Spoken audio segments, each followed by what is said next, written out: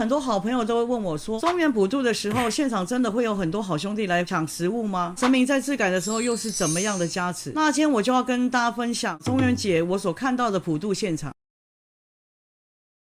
基本上7月份呢，就是好兄弟他们可以自由出入，可以出来讨食的一个月份。然后这个月呢，都会有一些普渡的法会。所谓的普渡法会，那当然就是普渡那些好兄弟啊、孤魂野鬼。然后我们大家都会准备很多很多的贡品哦。普渡法会的现场就会很像那个自助餐一样哈。然后所有的东西你都可以，只要你守规矩，什么东西都可以吃哈。然后可以挑你自己喜欢的。那基本上呢，法会的现场都会有神明哈、神佛哈，都会顾在现场。好，然后有时候他们也会分派一些小将哈，都会把整个法会都会顾到很好哦。那基本上所有的好兄弟他们来分食的时候，基本上都会很有秩序。当然还是会有一些少部分的好兄弟啊，他们会来抢食，很像在抢菇这样子。因为好兄弟他们就是一年的时间哈，真的只有这个月份哈，他们比较可以自由出入，或者说很比较大胆的出来觅食他们会争先恐后，很怕抢不到东西的时候，他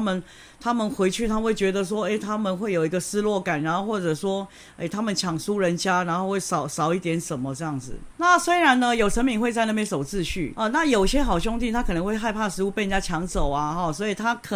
比较会狼吞虎咽。如果有阴阳眼的人，他会看到说有一堆好兄弟在那边，他们会像趴在桌子然后会闻那个气味，他们是以闻气味的方式来增加他们的能量，然后他们闻的时候，其实他们那个精神就会饱满。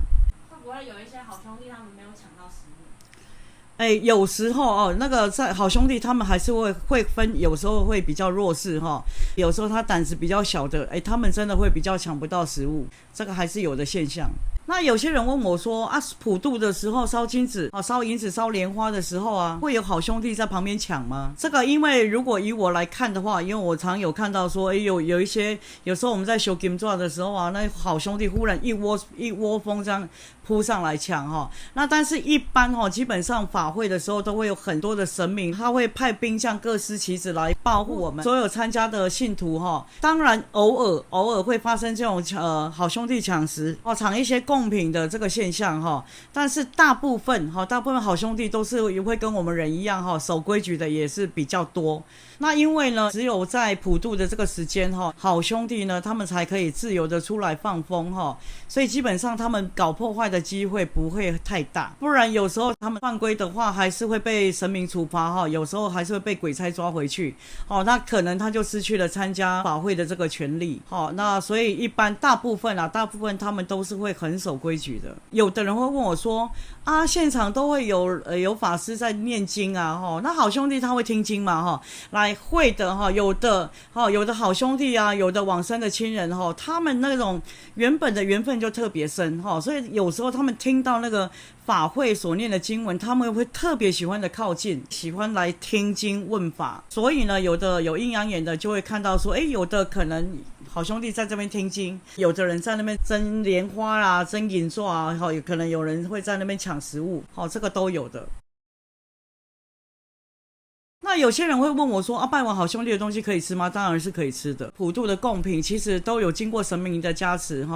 拜完了我们把它拿回去吃平安，这个都是有加持的作用，这个都可以保平安的。那除非说师父有交代说这个东西都不要吃，他可能就是在过运的就像有的人在路上捡到一些红包，捡到一些指甲那些有时候有那个过运的动作，那些东西都不要吃也不要捡那有的人比较敏感的，他吃到拜过好兄弟的东西他会马上反胃这些人那就要特别的避免，特别的注意。那如果除非是一般特殊体质，那其他没有关系。有些人会说拜过好兄弟的东西好像食物会比较没味道，好像会少了一个味确实是这样子有时候体质比较敏感的人他就知道说这个有拜过好兄弟。有些人会说拜过好兄弟的东西会很快就坏掉，我们要赶快把它吃完。那可是以我的认知，我是没有那么敏感，我都会觉得就是该吃的时间当然要把它吃完，不要浪费掉。我是没有遇到说拜过好兄弟的东西呢特别快就坏掉，所以以我的认知我是觉得差别不大。那这个给大家参考。那如果说你真的觉得说东西很快就坏掉，那真的要赶快把它吃掉。那有人问说就是拜拜的时候那些罐头要打开他们才吃得到吗？他们是闻气味不用特别打开，因为如果打开，其实这样子真的也很浪费食物。我们不能暴殄天物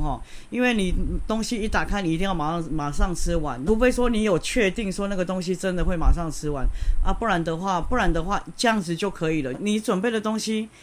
然后他们会看到你的心意，而且有时候会经过神明的加持然后那个好兄弟他们自然会闻到那个气味，所以他们本来就可以加强他们的力道，所以不用特别把东西打开。拜过的东西如果再拿出来拜会怎么样？一般如果说拜过的东西又拿出来拜的话，这个是非常不礼貌，而且有时候真的会出状况因为就像我们吃东西我们可能我们身上有一点病菌，然后我们吃过的东西我们又给人家吃，那可能会把病菌传给别人，这是我们现实生活面。但是如果说以好兄弟来讲的话，你拜过的东西不要再拜这个是很不礼貌的那有的好兄弟他会在意，那当然有少部分的好兄弟他可能不介意的话，他不会找你麻烦。他有的比较介意，他就可能会施展他的一些能力，然后来让你身心不舒服会让你知道说他非常非常的介意，然后他非常不舒服。然后呢，这个我在这边跟大家举一个案例那因为曾经有位太太她不知道，她就拜地基主拜一拜，然后她就想说，那顺便再拿来拜神明结果这样子不行结果她当天她就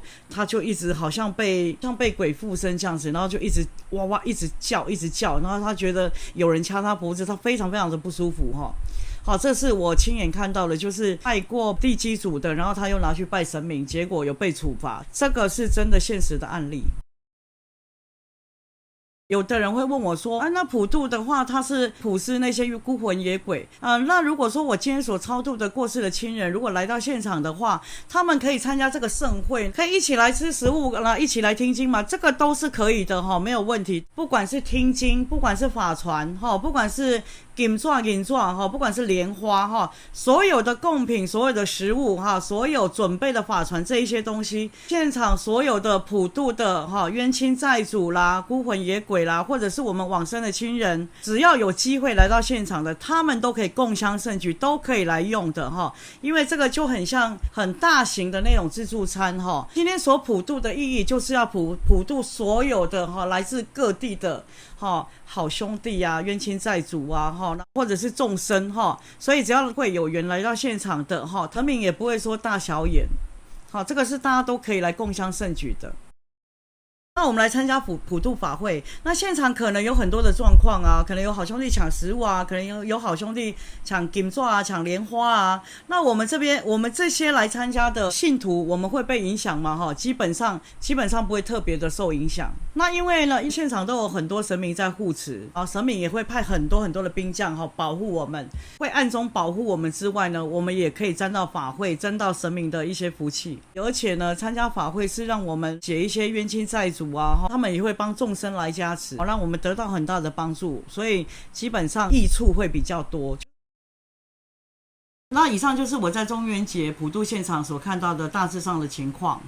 那如果说大家有什么意见呢，或者有什么想法的，都欢迎跟我分享，或者说你所看到的法会现场是怎么样